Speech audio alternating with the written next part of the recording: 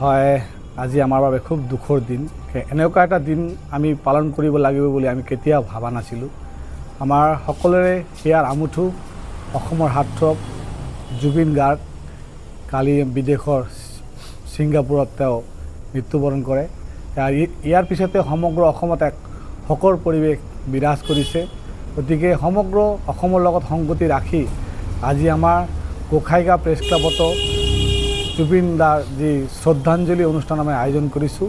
আৰু ইতিমধ্যে আমি সকলোকে এটা আহ্বান জনাইছোঁ যে জুবিন দা অকল শিল্পী নাছিল, তেওঁ আছিল অসমৰ এটা কণ্ঠ। বিভিন্ন সময়ত অসমৰ যি ভাল বেয়া সময়ত জুবিন দা অসমৰ ৰাইজৰ হাতত থিয় দিছে। গতিকে এনে এগৰাকী ব্যক্তিক আমি হেৰুৱাই আমাৰ এগৰাকী অভিভাৱক হেৰুৱাৰ নিচিনা হৈছে। গতিকে এই যি আমাৰ বেদনা এই আমি কেতিয়াও ভাষাৰে প্ৰকাশ কৰিব নোৱাৰিম। গতিকে পুনৰবাৰ মই জুবিন দাক স্মৰণ কৰিছোঁ, তেওঁৰ আত্মাৰ সদ্গতি কামনা কৰিছোঁ। তেওঁৰ আত্মা য'তেই থাকে তাত যাতে খুব শান্তিত থাকে তাৰ কামনা কৰি আজি এই শ্ৰদ্ধাঞ্জলি অনুষ্ঠান আমি আয়োজন কৰিছোঁ। গতিকে আমি সকলোৱে আশা কৰোঁ যে অসমবাসী ৰাইজে জুবিন দাৰ যি আদৰ্শ আছিল সেই আদৰ্শ পালন কৰি যাতে আমি আগুৱাই যাব পাৰোঁ তাৰ কামনা কৰি আজি আমাৰ এই শ্ৰদ্ধাঞ্জলি অনুষ্ঠান আমি ইয়াতে সামৰি মানিছোঁ। ধন্যবাদ।